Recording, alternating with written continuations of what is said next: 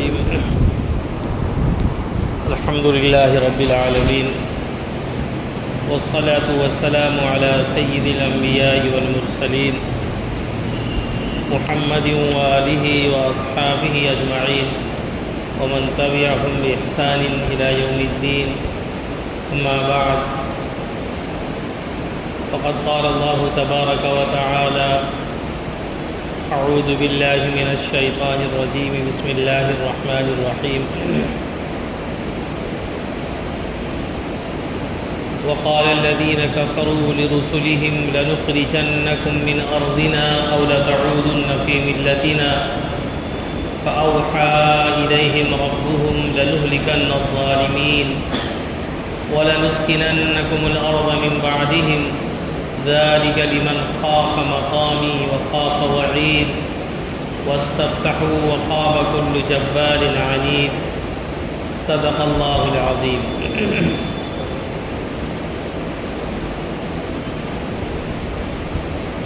بزرگوں اور دوستوں، ابھی میں نے سورہ ابراہیم کی 3 آیتیں تلاوت کی ہیں، اور یہ سورہ ابراہیم مکی صورت ہے.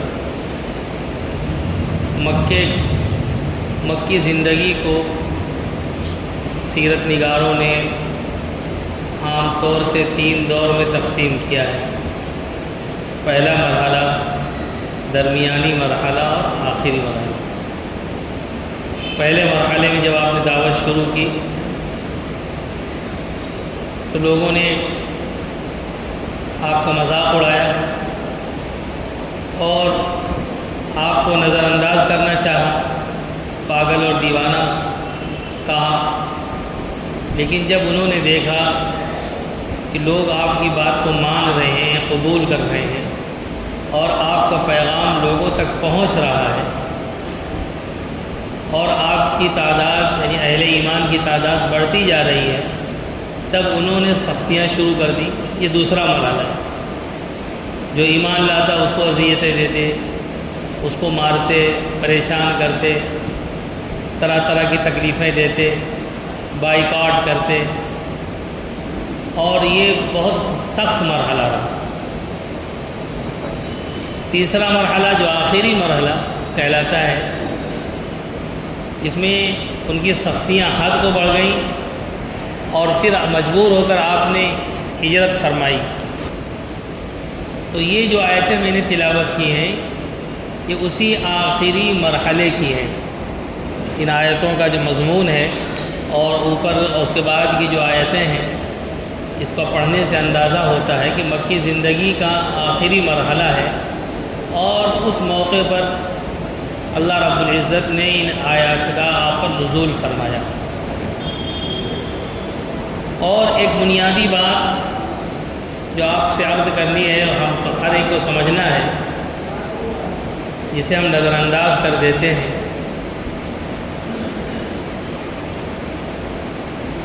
اللہ رب العزت نے اس کائنات کو پیدا کرنے کے بعد اس کی اصلاح کے لیے اور اللہ کے تعارف کے لیے اور خوبیوں کو بڑھاوا دینے کے لیے، برائیوں کو کم کرنے کے لیے انبیاء علیہ الصلاۃ والتسلیم کا سلسلہ شروع فرمایا.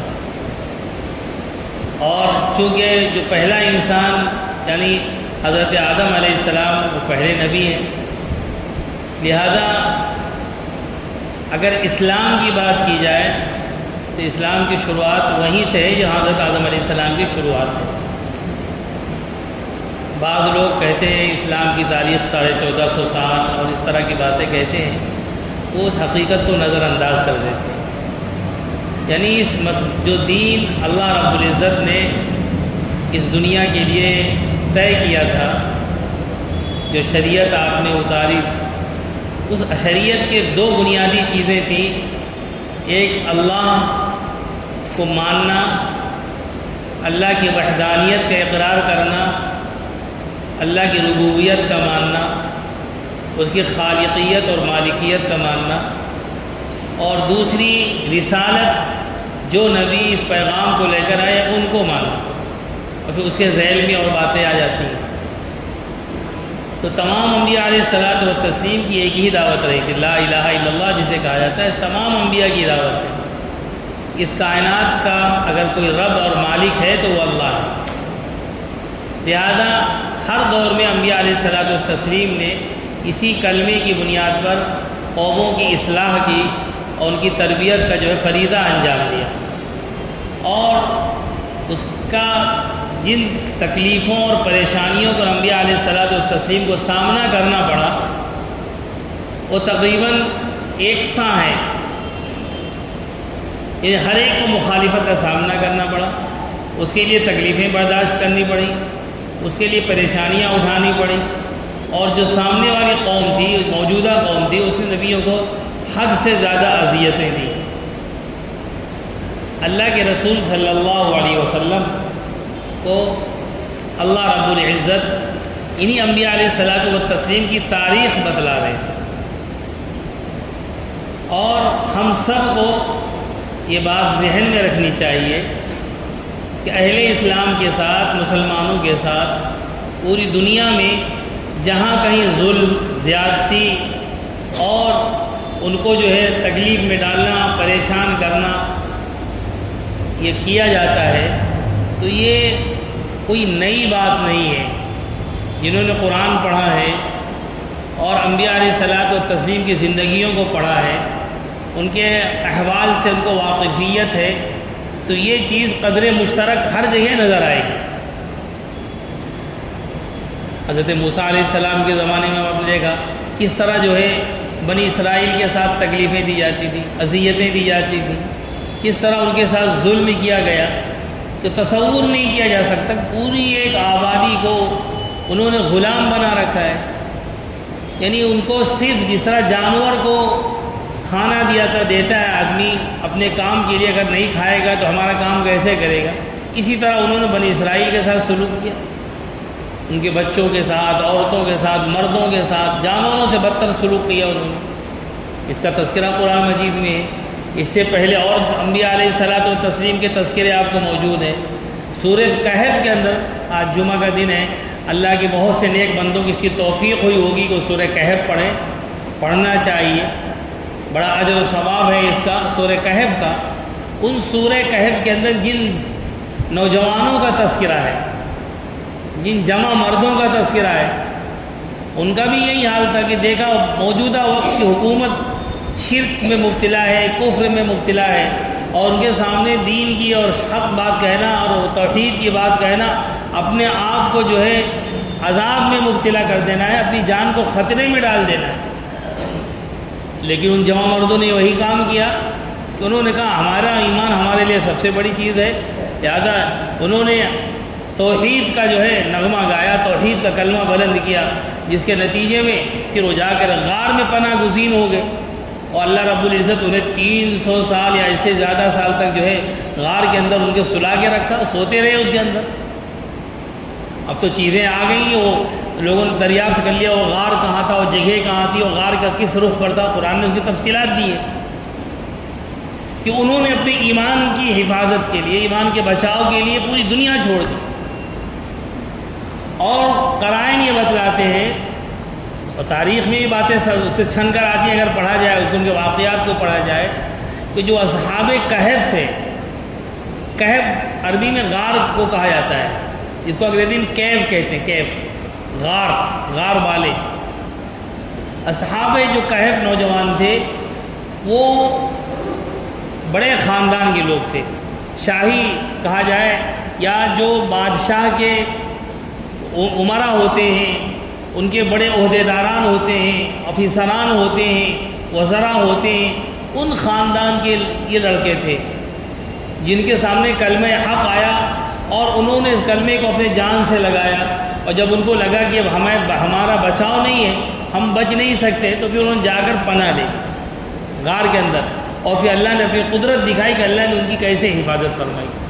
تو یہ تمام انبیاء علیہ السلام کی آپ سیرتیں پڑھیں گے تو جا وجہ یہ چیزیں آپ کو نظر آئیں گی کہ کس طرح ان کی قوموں کو اور ان کی ملت کو اور ان پر ایمان لانے والوں کو اذیتیں دی گئیں۔ اسی لیے اللہ رب العزت نے رسول پاک صلی اللہ علیہ وسلم کو سورہ ابراہیم کے اندر یہ فرمایا، یہ بتلایا کہ دیکھیں آپ کے ساتھ جو یہ ظلم ہو رہا ہے، زیادتیاں ہو رہی ہیں، صحابہ کو تحقیق کیا جا رہا ہے، جانی اور مالی انہیں نقصان پہنچایا جا رہا ہے، جو کہیں مسلمان تنہائی میں مل جائے اس کو مار دیتے ہیں، اس کو تکلیفیں دیتے ہیں. جیسے آج آپ دیکھ رہے ہیں جگہ جا بجا، پہلے بھی ہوتا رہا ہوگا لیکن معلوم نہیں پڑتا تھا، کم لوگوں تک خبریں پہنچتی تھی. ابھی تو ملک کے کسی کونے میں، دنیا کے کسی کونے میں کوئی حادثہ پیش آتا ہے، خبریں عام ہو جاتی ہیں. ابھی 2-4 دن پرانی یہ خبر غازی آباد میں ایک مسلم نوجوان لڑکے کو جو ہے ذوق خوب کیا گیا. اس کا قصور صرف یہ تھا کہ ایک شیطان نے جو رسول پاک صلی اللہ علیہ وسلم کے شان اقدس میں گستاخی کی ہے، اس کے خلاف احتجاج ہوا. مسلمانوں نے اپنے ایمانی کا ثبوت دیتے ہوئے کہ ہمارے نبی کی شان میں گستاخی ہوئی ہے، ہم اس کو برداشت نہیں کریں گے، حکومت کو ان کے خلاف کارروائی کرنی چاہیے. اب چونکہ وہ احتجاج میں نمایاں رہا ہوگا، اس علاقے کے لوگوں نے جانا پہچانا ہوگا، وہ اپنی بہن کو اسکول سے لے کر آ رہا تھا، راستے میں روک کر اس کو بھی مارا، اس لڑکی کو بھی زود خود کیا، بری طریقے سے مارا اور اس کا ویڈیو پوری دنیا میں وائرل ہو گیا. تو یہ سب واقعات جب ہماری نگاہوں کے سامنے آتے ہیں تو یہ ہم کو سمجھ میں آتا ہے کہ اللہ تعالیٰ نے جو طریقہ بتلایا ہے، اللہ تعالیٰ نے جو تاریخ بتلائی ہے اہل ایمان کی، وہ بھی یہ اسی کا حصہ ہیں کہ اہل ایمان کے ساتھ ہمیشہ اس طرح کے واقعات پیش آئے ہیں. ان کو ان تکلیفوں، ان اذیتوں، ان پریشانیوں سے گزرنا پڑا ہے. اس لیے قرآن جب ہم پڑھیں، اللہ ہمیں توفیق دے، اس کا ترجمہ پڑھیں، اس کی تفسیر پڑھیں، تو ہمیں معلوم پڑے گا کہ اہل ایمان کے ساتھ کس طرح کی آزمائش ہوتی ہے. اور یہ آزمائش اہل ایمان کے لیے ترقیات کا جو ہے ذریعہ ہوتی ہے، زینہ ہوتی ہے. جتنی ان کی آزمائشیں ہوگی اللہ کے ہاں ان کا مرتبہ اتنا ہی زیادہ بلند ملے گا. جیسا کسی شاعر نے کہا، تو بچا بچا کے نہ رکھ اسے، تیرا آئینہ ہے وہ آئینہ، جو شکستہ ہو تو عزیز تر ہے نگاہ آئینہ ساز میں. یعنی اللہ تعالیٰ نے جو تمہیں ایمان کی دولت عطا فرمائی ہے، اللہ تعالیٰ نے جو تمہیں ایمان دیا ہے، جو سب سے قیمتی شے اللہ نے ہمیں اور آپ کو عطا فرمائی ہے. دنیا کا دستور تو یہ ہے کہ اگر کسی کے پاس کوئی قیمتی چیز ہو اور وہ ٹوٹ جائے، اس کو نقصان پہنچ جائے تو تکلیف ہوتی ہے، بنانے والے کو تکلیف ہوتی ہے کہ ہم نے اتنی عمدہ چیز بنائی اور اس نے جو ہے توڑ دیا، خراب کر دیا. لیکن اللہ کے یہاں اللہ نے اتنا قیمتی ایمان دیا ہے، جب اس ایمان کو اللہ کے راہ میں ستایا جاتا ہے، توڑا جاتا ہے، اسے پھوڑا جاتا ہے، تو اللہ کے یہاں اس ایمان کی قیمت مزید بڑھ جاتی ہے، مزید بڑھ جاتی ہے. سیدنا بلال رضی اللہ تعالی عنہ، ان کی قیمت کا اندازہ ہمیں اور آپ کو کیا حیثیت تھی ان کی اس مکی زندگی میں، اس قبائلی زندگی میں، جہاں لوگ خاندانوں پر، حسب و نسب پر فخر کیا کرتے تھے.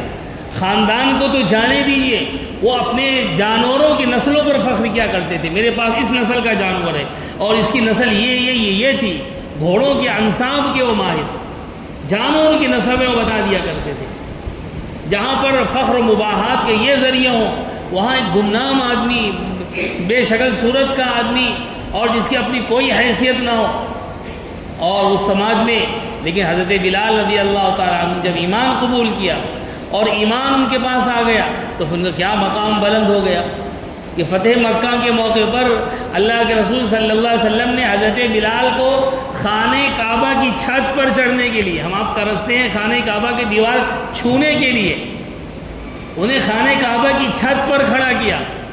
قریش کے بڑے بڑے سردار اور بڑے خاندان کے لوگ اسلام بھی لا چکے تھے، موجود تھے، چاہتے تو انہیں دیتے کہ جو ہے بنی ہاشم سے یا بنی قریش سے کوئی کھڑا ہو، بنی امیہ کا کوئی فرد ہو، فلاں کا یا ابو بکر، عمر، عثمان، کوئی علی، تم جاؤ اور خانہ کعبہ کی چھت پر چڑھ کر آزان دو.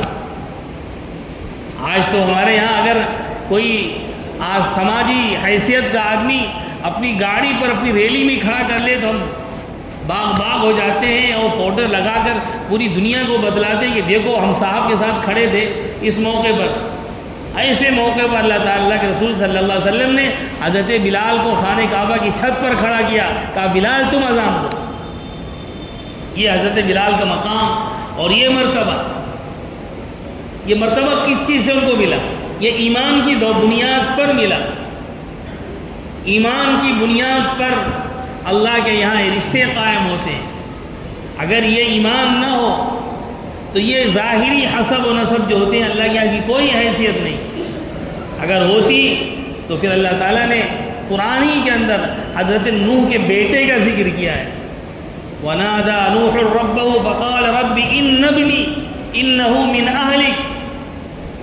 جب عذاب آیا، سیلاب آیا، طوفان آیا، تصور نہیں کر سکتے ہم آپ کتنا خطرناک وہ طوفان رہا ہوگا۔ تو معمولی سیلاب آتے ہیں، ندیوں میں کٹاؤ آتا ہے، موجیں سمندر کی آتی ہیں، ہوائیں چلتی ہیں، ہم ڈر جاتے ہیں، خوف کھا جاتے ہیں۔ قرآن میں ان عذاب کا بھی تذکرہ ہے، آندھیوں کا بھی تذکرہ ہے، ان بجلیوں کو بھی تذکرہ ہے جن کے گرجنے سے ہم لطف اندوز ہوتے ہیں۔ انہی بجلیوں نے لوگوں کے سینوں کو پھاڑ دیا۔ اللہ نے قوموں کا عذاب ان بجلیوں سے، رعد جسے کہتے ہیں، اس کے ذریعے سے دیا۔ قرآن میں ان کے تذکرے موجود ہیں۔ کل بارش ہوئی، بجلیاں کڑک رہی، بارشیں ہو رہی، لیکن اگر رسول پاک صلی اللہ علیہ وسلم کے زمانے میں ہوا ذرا سے تیز ہو جاتی، بارش تیز ہونے لگتی، آندھی آنے لگتی، آپ فوراً جو ہے مسجد کا رخ کرتے اور اللہ کی طرف لو لگاتے، کیونکہ آپ کو پتہ ہے اللہ کی طاقت اور اللہ کی قدرت کا، کہ اگر اللہ نے انہی ہواؤں کو ذرا سے اشارہ کر دیا، جو ابھی پتوں کو ہلا رہے ہیں، درختوں کو ہلا رہے ہیں، یہی ہوائیں ان درختوں کو اکھاڑ سکتی ہیں، ہمیں آپ کو اڑا سکتی ہیں اور زمینوں کو پلٹ سکتی ہیں۔ یہی ہوا، یہی پانی۔ ابھی کل ہی کی غالباً خبر ہے کہ امریکہ کے کسی صوبے میں خطرناک قسم کا طوفان آیا، درخت اڑ گئے، گاڑیاں اڑ رہی ہیں، انسان اڑ رہے ہیں، لاکھوں لوگ اس سے متاثر ہو گئے۔ یہ اللہ کے وَلِلَّهِ جُنُودُ السَّمَاوَاتِ وَالْأَرْضِ جسے قرآن میں کہا ہے، یہ اللہ کے لشکر ہیں جو ہمیں آپ کو نظر نہیں آتے ہیں۔ اللہ انہیں جب چاہیں گے، جہاں چاہیں گے اور جس کے خلاف چاہیں گے اللہ انہیں استعمال کریں گے۔ ہمارا تعلق اللہ سے قائم اور اس سے جڑ جائیں اور ہمارا ایمان سلامت اور مضبوط رہے، پھر ہمیں کسی بات کی پرواہ نہیں، کسی بات کی پرواہ نہیں۔ حالات چاہے جس رخ پر جائیں، چاہے جدھر جائیں۔ اس لیے اللہ نے قرآن میں ان سب کے تذکرے کیے ہیں۔ ہماری محرومی یہ کہ ہم قرآن نہیں پڑھتے، پڑھیں گے تو کوئی مر جائے تب پڑھ دیں گے، یا کوئی عامل صاحب بتا دیں گے مولوی صاحب پڑھائیے 40 دن سورہ بقرہ گھر میں، تب پڑھائیں گے، کوئی پریشان ہو جائے تب آئیں گے، کوئی گھر میں زیادہ بیمار ہوں گے، چونکہ آتے رہتے لوگ اس لیے ہم کو پتہ ہے، اس لیے ہم بتا رہے ہیں آپ کو۔ کوئی اس کے لیے نہیں آتے مولانا صاحب بتا دیجیے قرآن ہم پڑھ لیں اور تھوڑا بہت سمجھ لیں، اللہ کی منشا اور مرضی جان جائیں، آخرت میں کیا چیزیں ہمیں کام آنے والی وہ جان جائیں، قبر میں ہمارے کام آ جائے وہ جان جائیں۔ کبھی نہیں، ایک آدمی بھی نہیں ملا کہ جس نے کہا ہو کہ قبر میں ہمارا کیا حال ہوگا، اس کے لیے کوئی دوا، کوئی علاج، کوئی تدبیر بتلا دیجیے۔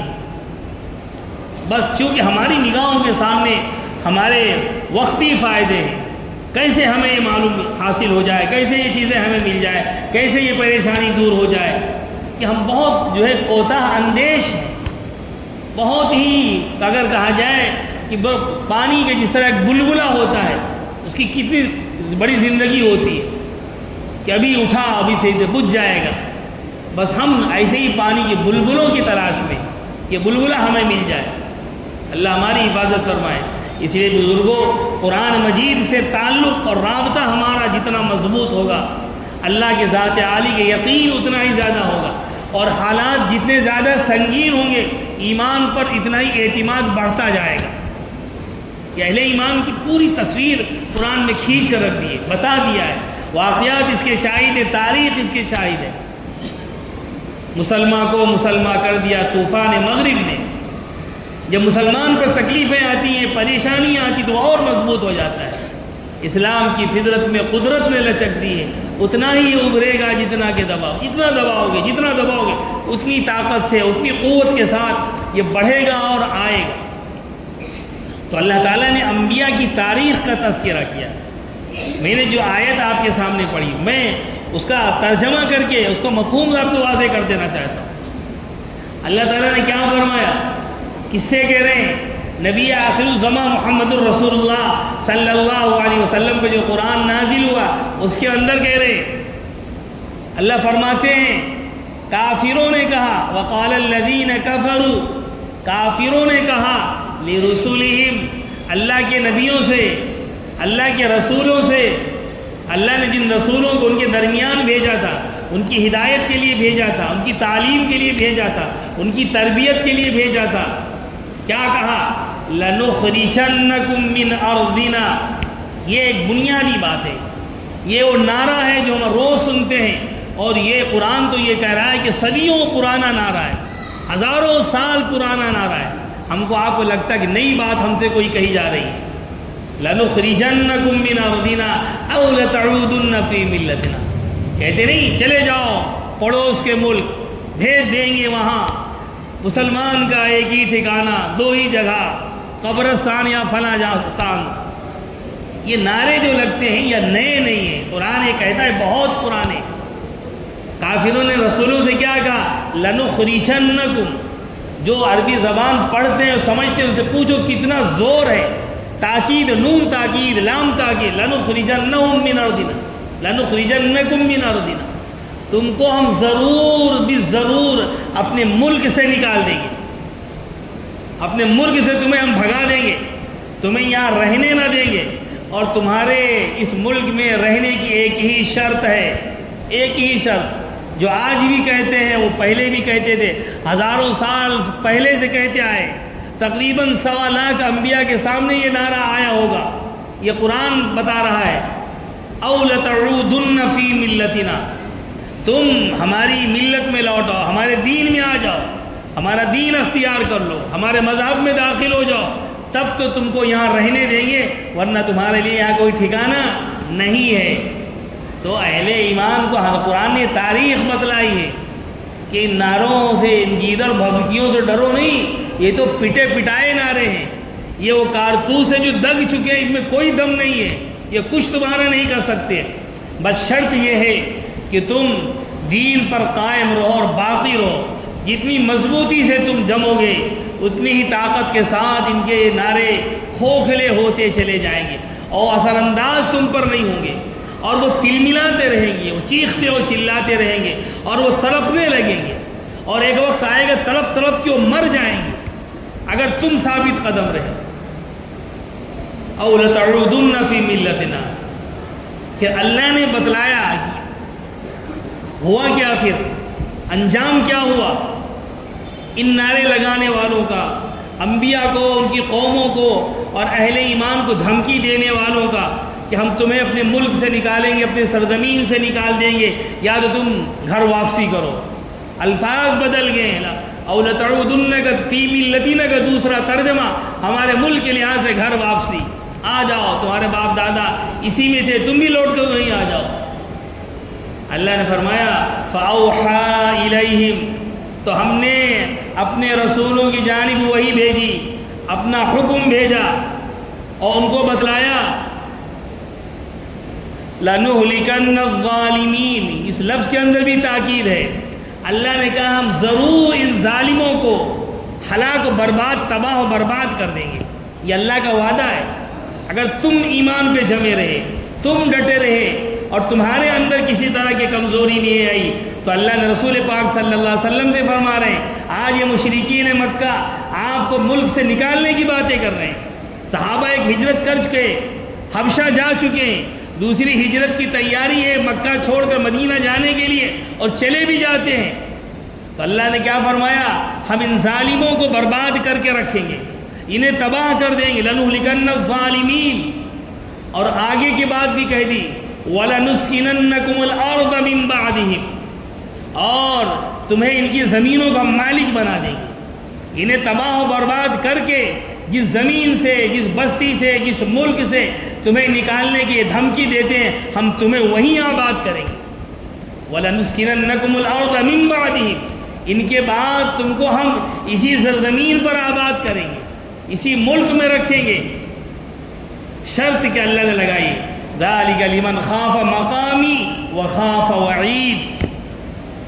یہ اس وقت ہوگا جو میرے پاس یعنی اللہ سے ملنے کا ڈر اور خوف ہو کہ اللہ کی بارگاہ میں حاضر ہونا ہے اور اپنی زندگی کا حساب و کتاب دینا ہے، اور اللہ نے جو وعدے کیے ہیں ان وعدوں پر یقین ہو، اور اللہ نے جن چیزوں سے ڈرایا ہے اور جن وعیدوں کو کہ اللہ نے قرآن میں اپنے انبیاء کے ذریعے تذکرہ کیا ہے، اس کا ڈر اور خوف جس کے اندر ہوگا، یعنی آخرت پر جس کا ایمان ہوگا، جس کو ہم کہتے ہیں آخرت پر ایمان۔ آخرت پر ایمان کا مطلب یہ ہے ہم مریں گے، اللہ کی بارگاہ میں حاضر ہوں گے، اور دنیا میں جو اچھے کام کیے ہیں اس کا اچھا بدلہ ملے گا، اور جو برے کام کیے ہیں اس کی سزا ملے گی۔ جنت میں جائیں گے یا جہنم میں جائیں گے، اللہ کے یہاں عدل قائم ہوگا، اللہ کے یہاں انصاف ہوگا، اور انصاف کے ترازو میں اعمال کو تولا جائے گا۔ اگر ان باتوں پر یقین ہے تو اس بات پر بھی یقین ہونا چاہیے یہ ظالم تباہ ہوں گے، ان کی تباہی کا وقت قریب ہے، ان کی بربادی کا وقت قریب ہے، اور اللہ تمہیں اس سرزمین پر آباد کرنے والے ہیں۔ اس آیت کے نزول کے 15 سال کے بعد، 15 سال کم و بیش ہو سکتے ہیں، مکہ ہی نہیں پورے جزیرۃ العرب سے مشرکین و کفار کو نکال دیا گیا، بس بھاگ جاؤ۔ حجۃ الوداع کے موقع پر اعلان کر دیا اب خانہ کعبہ کے اندر کوئی مشرک نظر نہ آئے، اور جزیرۃ العرب کے اندر کوئی کافر نظر نہ آئے، سب کو نکال کے بھگا دیا گیا۔ 15 سال کے اندر اندر اللہ کا یہ وعدہ سچ ہو کر رہا۔ تو یہ اللہ نے دستور بتایا ہے، یہ نہیں یہ بات ہو چکی، یہ بات ختم ہو گئی۔ قرآن قیامت تک کے رہنے والی نسلوں کے انسانوں کے لیے ہے، اور ہر ایک کے لیے ہے، ہمارے اور آپ کے لیے بھی ہے۔ ہم صرف اسے چومیں اور چاٹیں نہیں، صرف مردوں پر فاتحہ پڑھنے کے لیے نہیں، اپنی زندگیاں بدلنے کے فیصلے قرآن سے کریں، اپنے حالات کو بدلنے کے فیصلے قرآن سے کریں، قرآن سے تعلق قائم کریں، قرآن کو پڑھیں، سیکھیں، سمجھیں، اور اس کی تعلیمات کو عام کریں۔ یہ جتنا زیادہ عام ہوگا، جیسے کہتے ہیں روشنی ہے، قرآن روشنی ہے، یہ جتنا زیادہ عام ہوگا اندھیرا بھاگتا ہی جائے گا، بھاگتا ہی جائے گا، ختم ہو جائے گا۔ آج ہم نے اندھیروں کو اپنے گھر میں بند کر لیا ہے، اجالوں کو قید کر دیا ہے، اندھیروں کا قبضہ ہو گیا ہے۔ لہذا میرے دوستو اس طریقے کو بدلنا ہوگا۔ جب تک ہم نہیں بدلیں گے اپنے آپ کو، دنیا کی کوئی طاقت ہمیں بدل نہیں سکتی، کوئی نہیں بدل سکتی۔ اس لیے ہمیں اپنے اندر یہ عزم اور حوصلہ پیدا کرنا ہے کہ ہمیں اپنے آپ کو بدلنا ہے۔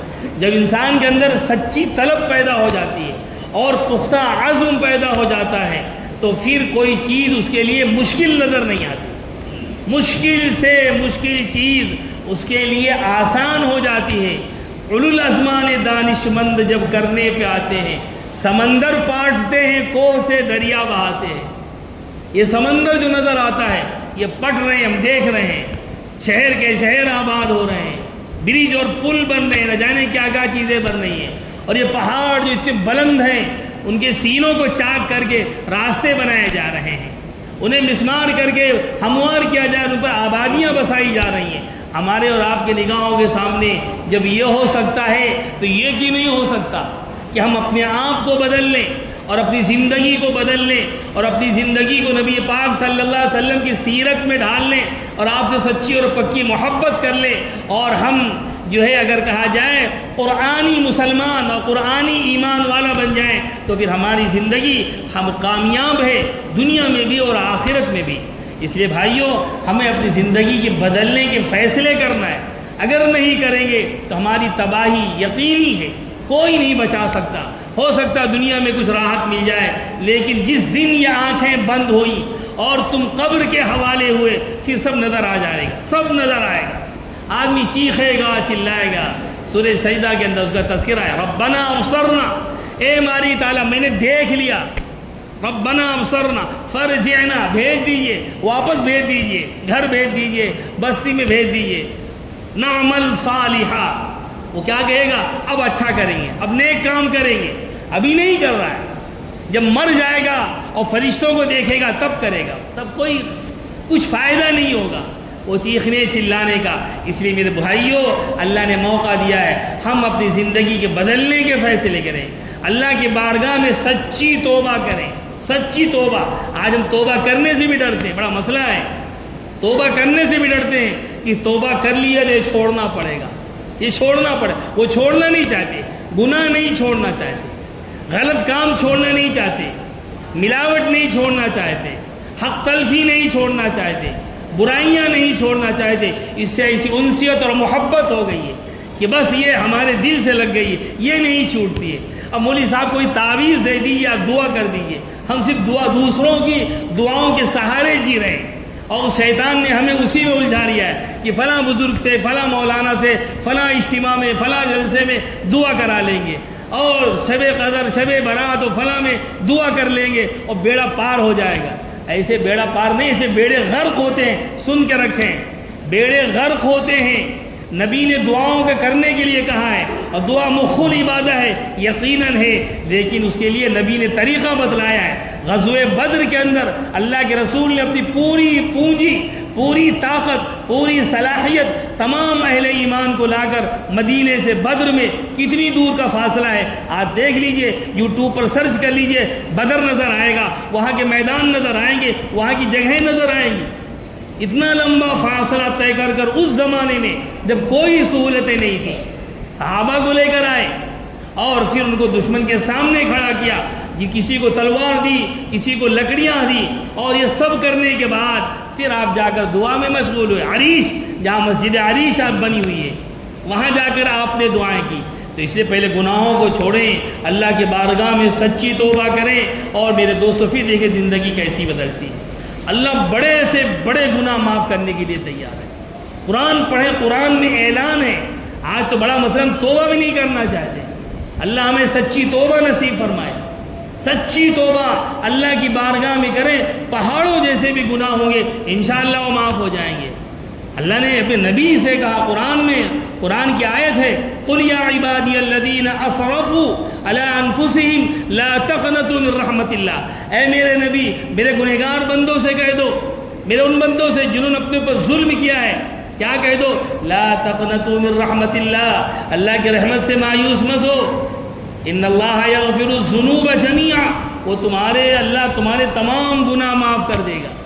گناہوں کو معاف ہی کرائیں، سچے دل سے توبہ کریں اور اپنی زندگی کے بدلنے کے فیصلے کریں۔ انتظار میں نہ رکھیں کہ ہمارے ساتھ کچھ نہیں ہو رہا، ہمارے شہر میں کچھ نہیں ہو رہا، یہاں نہیں ہو رہا، وہاں نہیں ہو رہا۔ اپنی زندگی کو بدلیں، اللہ سے تعلق کو مضبوط کریں، اللہ کے احکام پر جمیں اور گناہوں کو چھوڑیں۔ گناہ چھوڑے بغیر کوئی مسئلہ حل نہیں ہوگا میرے دوستو، کوئی مسئلہ حل نہیں ہوگا۔ اللہ کا غضب نازل ہوتا ہے، وہ اللہ کی طرف سے ہوتا ہے، اس لیے اللہ کا غضب سے بچنے کے لیے ضروری ہے ہم گناہوں کو چھوڑیں۔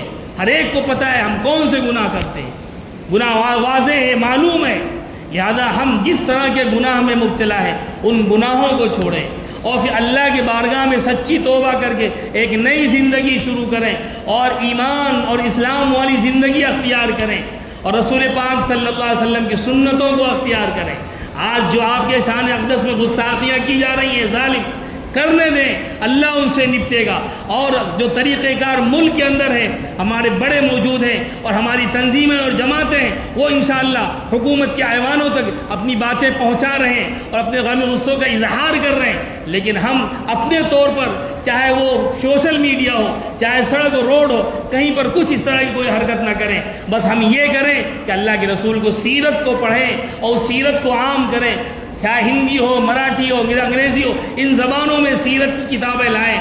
سیرت کے چیپٹر ہے، موجود ہے مارکیٹ کے اندر، آپ لائیں، اللہ توفیق دے، ان تک پہنچائیں، تقسیم کریں اور جان بوجھ کر اپنی زندگی کو دیکھ کر کہ ہماری زندگی میں سیرت نبوی کے جو پہلو نہیں ہیں ان کو اختیار کریں۔ سب سے پہلے اخلاق ہمارے نبی کی پہچان اور آپ کے اخلاق سے تھی۔ آپ نے فرمایا بعثت لأتمم مکارم الاخلاق، مجھے اخلاق کی جو تعلیم دی، یعنی اخلاق کی تکمیل کے لیے، مکارم اخلاق، عمدہ بہترین جو اخلاق ہو سکتے ہیں، ان کی تکمیل کے لیے اللہ نے مجھے بھیجا ہے اس دنیا کے اندر۔ ہم اپنے اخلاق کو درست کریں، اپنے اندر جو ہے تحمل پیدا کریں، برداشت پیدا کریں، عفو درگزر کا معاملہ کریں اپنوں کے ساتھ، غیروں کے ساتھ، اور اللہ کے رسول صلی اللہ علیہ وسلم کی سنتوں پر عمل کریں، اپنی زندگی کے اندر سیرت کو داخل کریں۔ انشاءاللہ ہماری زندگیوں میں تبدیلیاں آئیں گی، حالات بھی بدلیں گے، حالات کے بدلنے والے اللہ ہے۔ اللہ کی بارگاہ میں ہم جو دعائیں کریں، اللہ رب العزت ہمیں بھی اور آپ کو بھی نیک عمل کی توفیق عطا فرمائے۔ وآخر دعوانا الحمدللہ رب العالمین۔